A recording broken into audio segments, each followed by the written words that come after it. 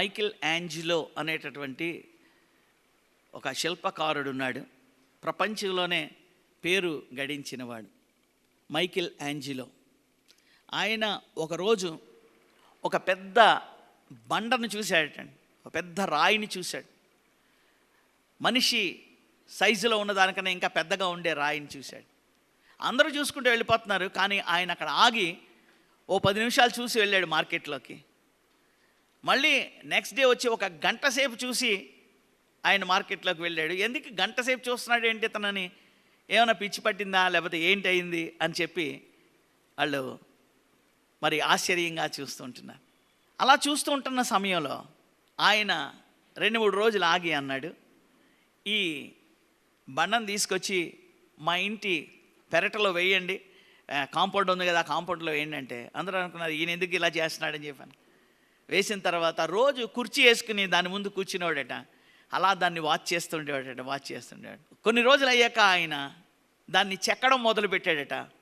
అలా చెక్కగా ఓ చక్కని శిల్పమైంది. అది మోషే యొక్క శిల్పం.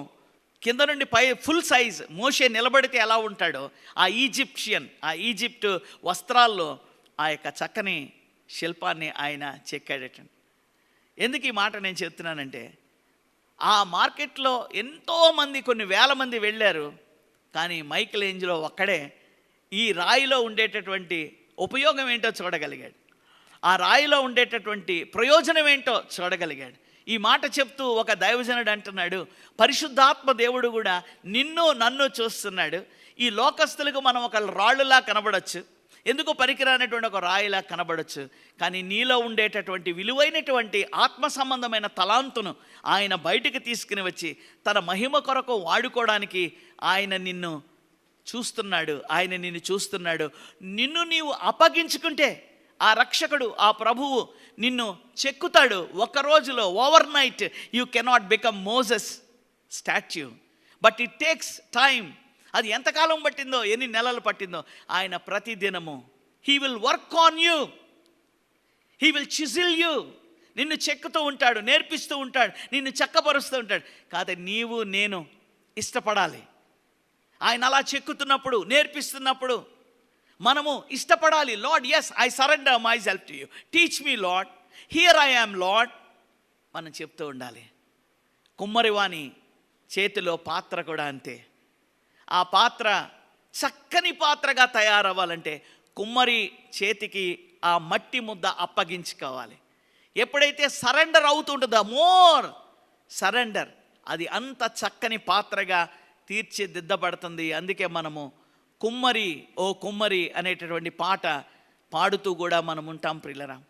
ఇది మన జీవితాల్లో కూడా ఎన్నో ఒకవేళ లోటుపాట్లు ఉండొచ్చు, మన జీవితాల్లో ఎన్నో రకాలైనటువంటి భేదాభిప్రాయాలు ఉండొచ్చు, బాధలు ఉండొచ్చు, మిస్అండర్స్టాండింగ్స్ ఉండొచ్చు, వెనుకబాటుతనం ఉండొచ్చు, లేకపోతే ఆయా రకాలైనటువంటి ఇబ్బందులు, ఇరుకులు, కష్టాలు, అనారోగ్యాలు, ఆర్థిక ఇబ్బందులు కూడా ఉండొచ్చు. But God can deal all these things. వీటన్నిటిలో కూడా ప్రభు మనతో డీల్ చేయడానికి ఆయన ఇష్టపడుతున్నాడు. Provided you should be available.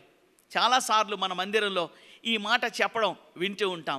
God sees availability not ability అని మనం చెప్తూ ఉంటాం ప్రియులరా. ఇది గొప్ప భక్తులు చెప్పిన మాటే మళ్ళీ మన సంఘంలో చెప్తూ ఉంటాం. God he is not in need of able people. గొప్ప తలాంతులు, గొప్ప చాకచక్యం, గొప్ప మాటకారుతనము, గొప్ప తెలివితేటలు ఉన్న వాళ్ళ గురించి దేవుడు చూడడంలే. అన్నీ తెలిసినా నాకేం తెలియదు అన్నట్టు అయిపోయి, here I am lord, use మీ, నేనున్నాను ప్రభువా, నన్ను వాడుకో. నువ్వు ఏ చిన్న పని చెప్పినా నేను చేయడానికి నేను రెడీగా ఉన్నాను. Availability is important, not ability.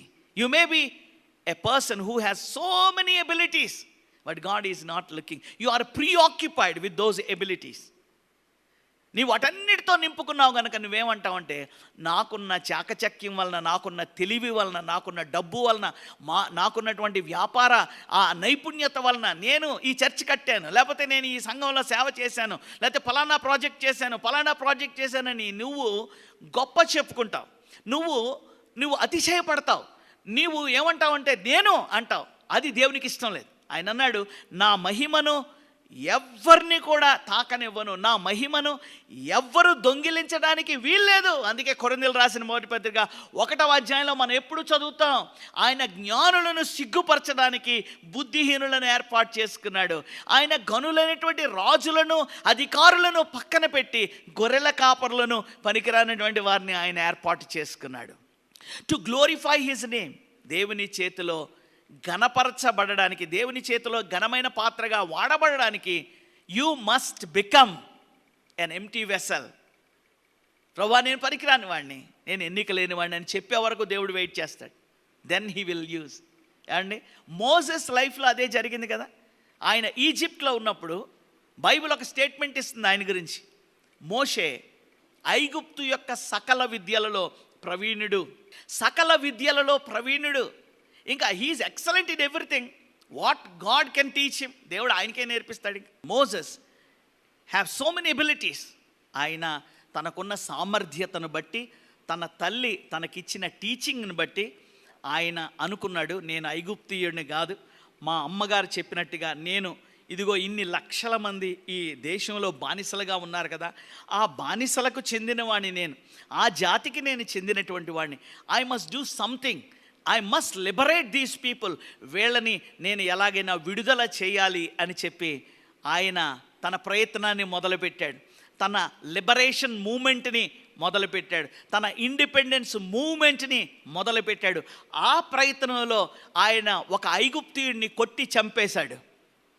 ఎందుకంటే మహాప్రవీణుడు, he must be a boxer.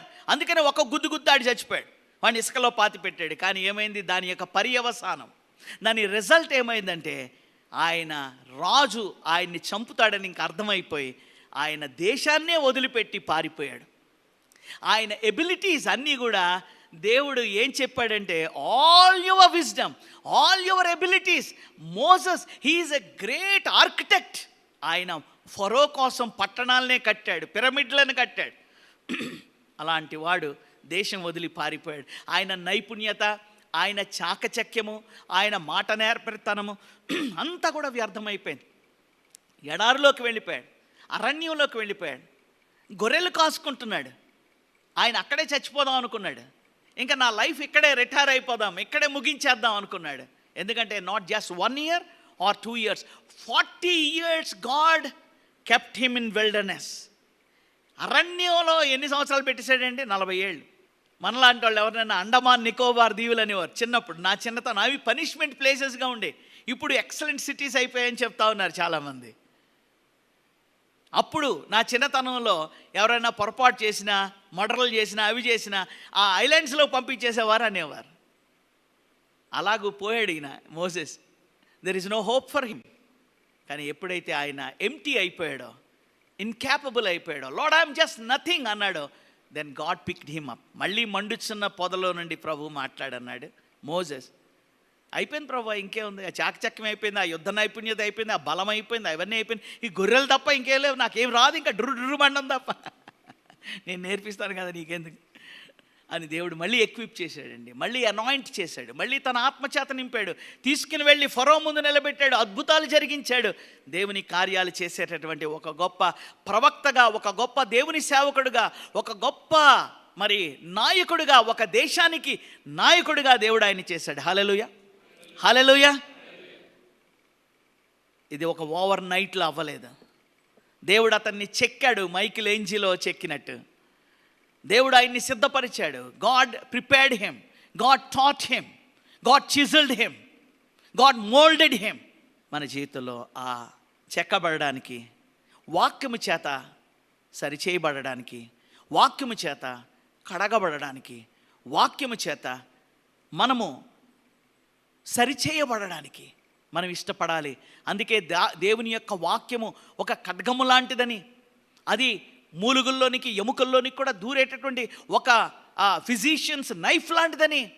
Doctor ఎలాగైతే ఆ నైఫ్ వాడి ఆ యొక్క ఆపరేషన్ చేసి పనికిరానటువంటి క్యాన్సర్ని లేకపోతే ఆ గడ్డలను తీసివేసి ఆయన హీలింగ్ ఇస్తున్నాడో, ప్రభు కూడా అలాగే గాయపరుస్తాడు, కానీ ఆయన మనల్ని బాగు చేయడానికే. The word of God is like a hammer అని చెప్తుంటాడు. ఈ వాక్యము బండలను బ్రదలు చేసే సుత్తె లాంటిది.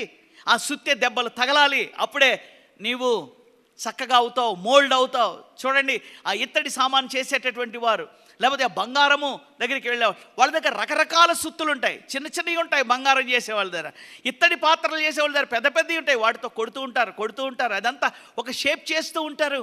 లేకపోతే కమ్మరి వాని దగ్గరికి వెళ్ళి చూడండి, గడ్డపారలు, పారలు, ఆ యొక్క ఉలులు, ఇవన్నీ సిద్ధం చేయడానికి, అవన్నీ షార్పన్ అవ్వడానికి, ఇలాంటి బిల్డింగ్లు కట్టడానికి ఉపయోగించడానికి ఆ సుత్తెలు, ఆ గడ్డపారలు అవి కొలిమిలో కొట్టబడుతున్నాయి, సిద్ధపరచబడుతున్నాయి. అప్పుడే అవి ఇలాంటి గొప్ప గొప్ప భవనాలు నిర్మించడానికి, లేక పొలాల్లో పంట చేయడానికి ఉపయోగపడుతున్నాయి. దేవుడు నిన్ను అలా సిద్ధం చేయడానికి ఇష్టపడుతున్నాడు. అందుకే ఓపెన్ డోర్ మినిస్ట్రీస్లో, జెరూసలేం సంఘాల్లో పెద్ద పీట దేనికి వేస్తాం మనం అంటే, వర్డ్ ఆఫ్ గాడ్, వాక్యం అని చెప్తుంటామండి.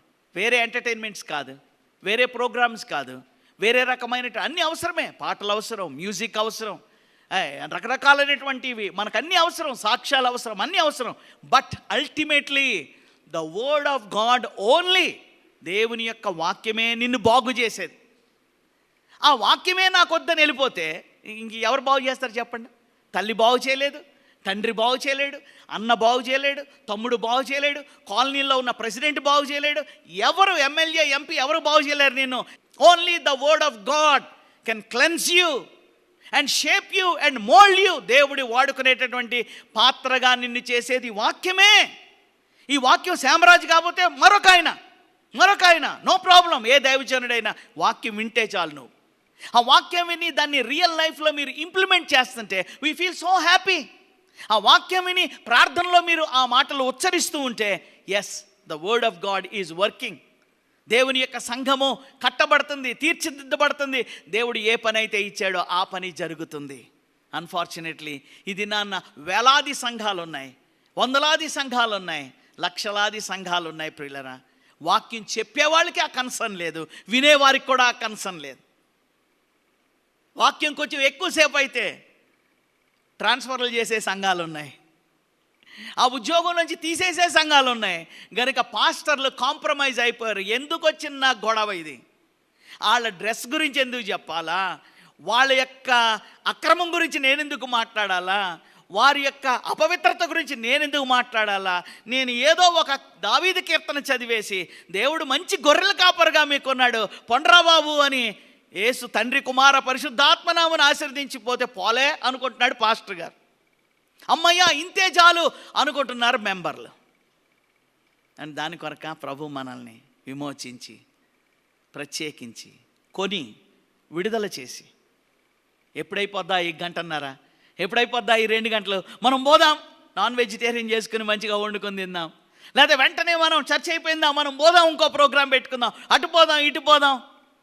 దాని కొరక ప్రభు, just to have that attendance, that 1 hour or 2 hour, or is there any transformation in us? Is there any change in us? మార్పు పొందడం ఇష్టం లేని వారు, మార్పు పొందడం సాతానికి ఇష్టం లేదు. ఆదాము అవ్వలు దేవుని ఆధిపత్యంలో ఆ తోటలో వర్ధిల్లడం ఇష్టం లేదు. So what she did? She provoked them to attack God. దేవుణ్ణి అటాక్ చేయడానికి వాళ్ళని రేపింది. ఆదాము తప్పించుకున్నాడు, కానీ అవ్వ పడిపోయింది. You don't listen to him. ఆయన ఏం చెప్తాడో, నిన్ను సృష్టించిన సృష్టికర్త, నిన్ను నిర్మించినటువంటి నిర్మాణకుడు ఏం చెప్తాడో నువ్వు వినద్దు, చెవులు మూసుకో. ఇది అనేక మంది కూడా అలాగే మూసుకుంటారు, వినరు. విన్నా ఈ చెవితో విని ఈ చెవితో వదిలేస్తారు, డోంట్ కేర్ అంటారు. You are not attacking a man of God. You are not attacking some elder in the church. You are straight away attacking your Christ who died on the cross for you. నీ కొరకు సిలువ వేయబడి, మరణించి, సమాధి చేయబడి, తిరిగి లేచిన ప్రభువును నువ్వు అటాక్ చేస్తున్నావు, ఎదుర్కొంటున్నావు. ఆయన్ని తన్నడానికి నువ్వు కాలు ఎత్తుతున్నావు, అది మర్చిపోవద్దు నువ్వు. Whenever you reject the message, whenever you reject the God's word, you are not rejecting the pastor nor the church, but you are straight away rejecting Lord Jesus Christ. పౌలుతో మాట్లాడుతూ యేసయ్య అన్నాడు, సౌలా సౌలా, ముని కోలలకు ఎదురు తన్నుట అసాధ్యము అన్నాడు. You cannot kick the pricks. సూదంటు రాయిని నువ్వు తన్నలేవు. ఈవ్ ఏం చేసిందంటే శాటన్ మాట విని she attacked straight away God, దేవుణ్ణి ఎదిరించింది. దేవుని మాటకే లోబడకుండా ఆమె పాపంలో పడిపోయింది. దాని యొక్క పర్యవసానం మీకు తెలుసు. ఈరోజు విశ్వాసులతో సాతానుడు అదే చెప్తాడు. ఆయనేం పెద్ద పవిత్రుడా, ఆయన ఏమైనా పెద్ద పరిశుద్ధుడా, ఆయనలో లోపాలు లేవా, చూడు ఆయనలో ఏ లోపం ఉందో చూడు, ఆయన కుటుంబంలో ఏ లోపం ఉందో చూడు, చూడు ఆయన అప్పుడు ఎలా మాట్లాడాడు, చూడప్పుడు ఆయన ఎలా మాట్లాడాడు అని వాక్యం వింటున్నంతసేపు శాటన్ ఏం చేస్తాడంటే నిన్ను వాక్యం వినివ్వకుండా సేవకునిలో ఉన్న తప్పులేంటో చూడమని చెప్తుంటాడు, సేవకునిలో ఉన్న లోపాలేంటో వెతకమని చెప్తుంటాడు. నువ్వు అలా వెతుకుతూ ఏమైపోతావంటే ఏమీ మార్పు అనేది లేకుండా కఠినమైన హృదయం అయిపోయి వెళ్ళిపోతావు. అంతే. వారాలు అయిపోతాయి, నెలలు అయిపోతాయి, సంవత్సరాలు అయిపోతాయి, డికేడ్స్ అయిపోతాయి, 10, 20, 30 సంవత్సరాలు. నువ్వు అంటావు నేను 30 ఏళ్ళు 20 ఏళ్ళు అని, లెక్క పెట్టుకోవడానికే ఏళ్ళు. కానీ ఏది మార్పు, ఏది తగ్గింపు? మార్పు కనబడాలి మనలో, మన అలవాట్లలో మార్పు కనబడాలి. చెప్పాలి, అవును నేను ఒకప్పుడు తాగుబోతుగా ఉన్నాను, పచ్చి తాగుబోతుగా ఉన్నాను, ప్రభు నన్ను మార్చి. మన మినిస్ట్రీలో లేరా అండి అలాంటి వాళ్ళు? ఎంతోమంది ఉన్నారు, మార్పు పొందారు. ఒకప్పుడు భయంకరంగా తిరిగాను నేను, ఒకప్పుడు భయంకరంగా నేను మనుషుల్ని కొట్టి గాయపరిచి హత్యలు చేసిన వాడిని, ప్రభు నా బ్రతుకు మార్చాడు. ఎంతోమంది మార్పు పొంది అటువంటి సాక్ష్యం ఇస్తున్నారు ప్రపంచవ్యాప్తంగా. మనం ఎందుకు ఇవ్వలేం? Why can't we be so transparent? Why can't we say that Lord has changed my life, He transformed my life and still He is working on me? ఇంకా ఆయన నా మీద పని చేస్తుంటున్నాడు. దేవుని బిడ్డలారా, వాక్యము మన జీవితానికి కేంద్రంగా ఉండాలి. వాళ్ళేమంటున్నారు, వీళ్ళేమంటున్నారు, వాళ్ళేం చెప్తున్నారు, వీళ్ళేం చెప్తున్నారు, వాటిని మాట్లాడుకుంటూ మనల్ని మనం మభ్యపెట్టుకుంటూ మనల్ని మనం చేసుకుంటే అవ్వ ఎలాగైతే మోసగింపబడ్డదో మనం కూడా అలాగే మోసగింపబడిన వారితో సమానం. దేవుడు మన పతనాల్లో ఆయన మనకు తోడుగా ఉండి నడిపించేవాడిగా ఉంటాడు. మాకు టైం లేదండి, మాకు బిజీగా ఉన్నామండి, మాకు అసలు సమయమే దొరకడం లేదండి అని చాలామంది చెప్తుంటారు. ఒక దైవజనుడు అన్నాడు, బిజీ అంటే నేను చెప్తానని చెప్పి అన్నాడండి. ఆయన ఏమన్నాడంటే being under the Satan's yoke అన్నాడండి. బిజీ అని చెప్పేవాళ్ళు, దేవుని వాక్యం చదవడానికి నాకు టైం లేదు, దేవుని మందిరానికి రావడానికి నాకు టైం లేదని చెప్పేవాళ్ళు ఎలా ఉన్నారు అంటే దే ఆర్ బిజీ. అంటే BUSY 4 మాటలే కదండి, బీయింగ్ అండర్ సాటన్స్ యోక్, అది అబ్రివేషన్ చెప్పాడు. He is a lecturer. ఈ అబ్రివేషన్ చెప్పిన ఆయన ఒక లెక్చరర్. ప్రియులారా, జీవితం అనేటటువంటిది ఒక గేమ్ లాంటిదంట. You cannot quit it, you have to play until the end. ముగింపు వరకు కూడా నువ్వు దాన్ని కొనసాగించవలసినటువంటి వాడవై ఉంటున్నావు. జీవితం అనేటటువంటి ఒక ప్రయాణం లాంటిది. నువ్వు గమ్యం చేరే వరకు ఆ ప్రయాణం చేయవలసినటువంటి వాడవై ఉన్నావు అన్నాడు. జీవితం అనేటటువంటిది ఒక పోరాటం అన్నాడు ఒక ఆయన. కనుక ఆ పోరాటాన్ని నువ్వు పోరాడవలసిందే. You cannot stop the battle in between. నువ్వు పుట్టావు, నీ చివరి దినం వరకు, నా చివరి దినం వరకు, yes we need to fight the battle. We need to fight the enemy. ఈ లోకం మనకు శత్రువని, సాతానుడు మనకు శత్రువని, మన శరీరమే మనకు శత్రువని దేవుని వాక్యం చెబుతుంది. Fight the battle and God is going to give a prize to the winners. జీవితం అనేటటువంటిది ఒక గిఫ్ట్, దేవుడు ఇచ్చిన బహుమానం. ఈ లైఫ్ అనేటటువంటిది this is a gift of God. You receive it. దాన్ని అంగీకరించు, దాన్ని గౌరవించు, దాన్ని నీవు గౌరవించి దేవుని కొరకు వాడు దాన్ని. జీవితం అనేటటువంటిది ఒక రహస్యం అన్నాడు పౌలు కూడా. అంటాడు ఒక మర్మము నేను మీకు తెలుపుతున్నాను అంటాడు. Life is like a secret, it explore it, దాన్ని పరిశోధించు. జీవితం అనేటటువంటిది it is like a drama అంటాడు షేక్స్పియర్. దానిలో నీ పాత్ర ఏంటో తెలుసుకుని నటించు. You have a role to play. నీ పాత్ర ఈ భూమి మీద, ఈ లోకములో, లేక దేవుడిచ్చిన సంఘములో, దేవుడు నీకు ఇచ్చిన కుటుంబంలో ఒక భార్యవా, ఆ భార్య పాత్రను పోషించాలి. ఒక కుమారుడువా, కుమారుడు పాత్ర పోషించాలి. ఒక భర్తవా, ఆ భర్త పాత్రను నమ్మకంగా యథార్థంగా పోషించు. Play your role. జీవితం ఒక సవాలు. Life is a challenge, you face it. ఆ రాత్రి లేక ఆ దినము మనం చదివినటువంటి వాక్య భాగంలో పేతురు అంటున్నాడు, ప్రభువా రాత్రి అంతా శ్రమ పడ్డాం. The whole night we were doing the same job. మళ్ళీ వల వేస్తున్నాం, మళ్ళీ వల వేస్తున్నాం, మళ్ళీ వల వేస్తున్నాం. ఏం దొరకలేదు, ఏమీ దొరకలేదు. I'm a failure.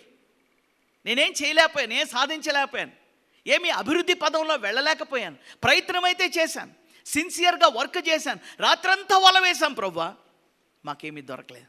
కానీ అద్భుతమైనటువంటి సాక్ష్యం ఏంటంటే ప్రభు అన్నాడు, ఏమన్నాడు? కుడివైపున వల వేయమన్నాడు. చూడండి 5వ వచనం. సీమోను ఏలినవాడా, రాత్రి అంతయు మేము ప్రయాసపడితిమి, మాకేమీ దొరకలేదు, అయినను నీ మాట చెప్పున వలలు వేతునని ఆయనతో చెప్పాను. వారు అలాగున చేసి విస్తారమైన చేపలు పట్టిరి, అందుచేత వారి వలలు పిగిలిపోవచ్చుండగా, వారి వలలు పిగిలిపోతూ ఉన్నంతగా an abundant catch, abundant blessing the Lord has given to them. ఎప్పుడైతే దేవుని మాట విన్నారో అప్పుడు. అంతే అండి. ఇక్కడ మనము నేర్చుకోవాల్సిన సీక్రెట్ ఒక్కటే. చిన్నప్పటి నుండి మన జీవితంలో చివరి దినం వరకు ఒకటి నేర్చుకుందాం. ఏంటంటే, let us listen to the word of God. Let us listen to the voice of God. Let us listen and follow the scriptures. దేవుని యొక్క వాక్యములో ఆయన ఏది చెప్పాడో దాన్ని చదువుకోండి. దాన్ని మీరు అనుదిన జీవితంలో పాటించడానికి లేక ప్రాక్టీస్లో పెట్టడానికి you try. It is very difficult, but come again. Tell lord ప్రభు, నా వల్ల అవ్వడం లేదు, నేను అలా తగ్గించుకోలేను, నేను అంత లోబడలేను, it's not possible with me. Come and stand in the presence of God. Lord help me అని మళ్ళీ ప్రార్థన చేయండి. The next day God will deal with you. God will deal with you. God will deal with me and with you. Still he is dealing with me. ఇంకా నన్ను సంపూర్ణంగా చేసేసాడు, అయిపోయింది, ఆయన నన్ను చెక్కేశాడు, నేర్పించేశాడు అనడానికి లేదండి. Until the last day we need to learn. Until the last day we need to grow in to his likeness. తన స్వరూప్యములోనికి మనము ఎదగవలసిన వారమైంటున్నాం. ప్రభువా, ఏం పట్టలేకపోయాం, రాత్రంతా ప్రయాసపడ్డాం, ఏమీ దొరకలేకపోయాం. దేవుని బిడ్డ, ఈ దినాన్న let us be honest in the presence of God. దేవుని సన్నిధిలో యథార్థంగా మనం ఉందాం. We have been trying, we have been working so hard. ఒకవేళ మన జీవితాల్లో ప్రభువు మార్గాన్ని, ప్రభువు వాక్యాన్ని, ప్రభు నిబంధనలను, ప్రభు కట్టడలను, ప్రభు హెచ్చరికలను పక్కన పెట్టి ఫ్రెండ్స్ అడ్వైజో, రిలేటివ్స్ అడ్వైజో, గ్రాండ్ ఫాదర్స్ గ్రాండ్ మదర్స్ అడ్వైజో, లేకపోతే ఎవరో లీడర్స్ అడ్వైజో, లేకపోతే ఏదో ఒక రకమైనటువంటి పద్ధతుల్లో ఒకవేళ లేక మన సొంత జ్ఞానంతోనో సొంత అడుగులు వేసుకుంటూ మనము మన జీవితాన్ని కట్టుకోవడానికి, కుటుంబాన్ని కట్టుకోవడానికి, ఈ లోకములో వర్ధిల్లడానికి మనం పోతున్నామా? ఒకవేళ కొంత మట్టుకు సక్సెస్ అవ్వచ్చేమో. కొంతకాలము సైమోను పేతురు కూడా పట్టాడు, బాగానే పట్టాడు. కానీ చిట్ట చివరికి ఏమైందంటే ఒక్క చేప కూడా దొరకని పరిస్థితి వచ్చింది. మన జీవితంలో క్రీస్తు అవసరం, మన జీవితంలో ప్రభు అవసరం. ఆయన మాటను బట్టి మనం బ్రతకడం నేర్చినప్పుడు ప్రియులారా, మనము తృప్తి కలిగినటువంటి జీవితాన్ని, సంతృప్తికరమైన జీవితాలు జీవిస్తాం. ఈ మాట మీరు అండర్లైన్ చేసుకోండి. అందుకే యేసయ్య సాతానుడితో అన్నాడు, man shall not live by bread alone but he will live. బ్రతుకుతాడు, ఖచ్చితంగా బ్రతుకుతాడు.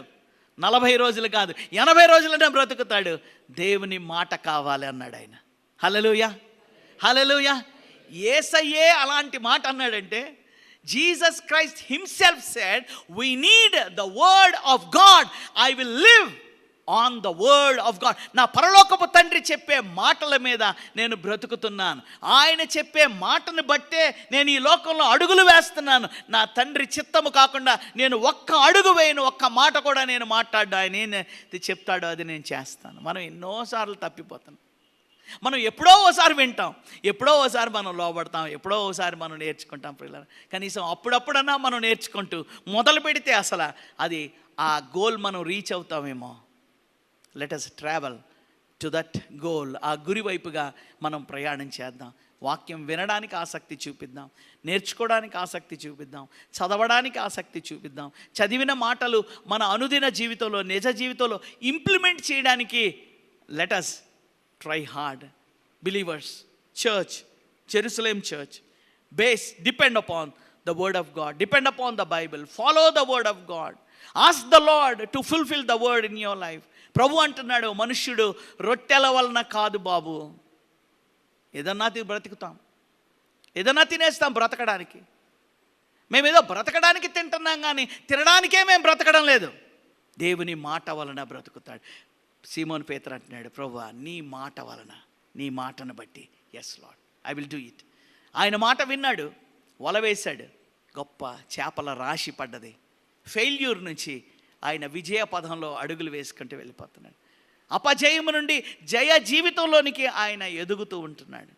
కోల్పోయాడు, అంతవరకు ఏమీ లేనివాడుగా ఉన్నాడు, సమస్తాన్ని ఆయన పొందుకున్నాడు. దేవుని బిడ్డలారా, మన జీవితంలో కూడా ఏమైనా కొరత ఉన్నదా, ఏమైనా ఒంటరితనం ఉన్నదా, ఏమైనా పతనం ఉన్నదా, ఏమైనా మన జీవితంలో ఒకవేళ విచారము, దుఃఖము, లేమి, లోటు, ట్రై దిస్. ఇది ఎందుకు మనం ట్రై చేయకూడదు?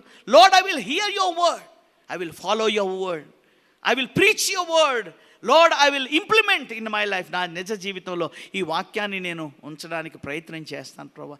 లోపాలు ఉన్నాయా, పొరపాట్లు ఉన్నాయా, ఒకవేళ నేను పడిపోతానేమో మళ్ళీ లేస్తాను, నేను మళ్ళీ ఒకవేళ ఆగిపోతానేమో మళ్ళీ మొదలు పెడతాను, but I will follow your word.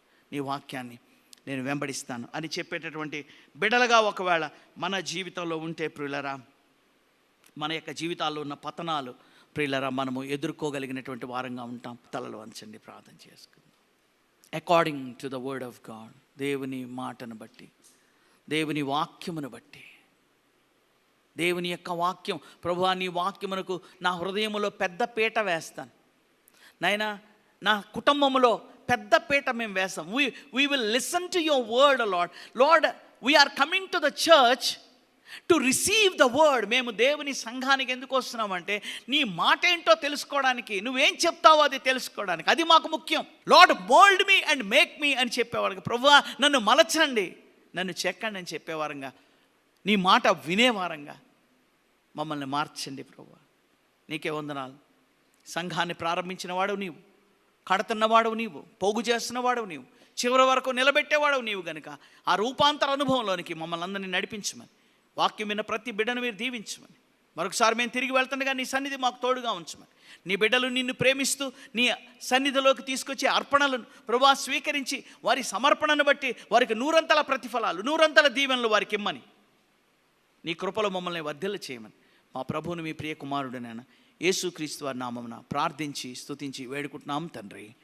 మన తండ్రి అయిన దేవుని ప్రేమ, ప్రభువైన యేసుక్రీస్తు వారి యొక్క కృప, పరిశుద్ధాత్మ దేవుని అన్యోన్య సహవాసము, ఆయన అనుగ్రహించే ఆదరణ ఇప్పుడు ఎల్లప్పుడూ సదాకాలము మనందరికీ, అలాగే ఆన్లైన్లో పార్టిసిపేట్ చేసిన కుటుంబాలన్నిటికీ తోడుగా ఉండి నడిపించునుగాక. ఆమేన్.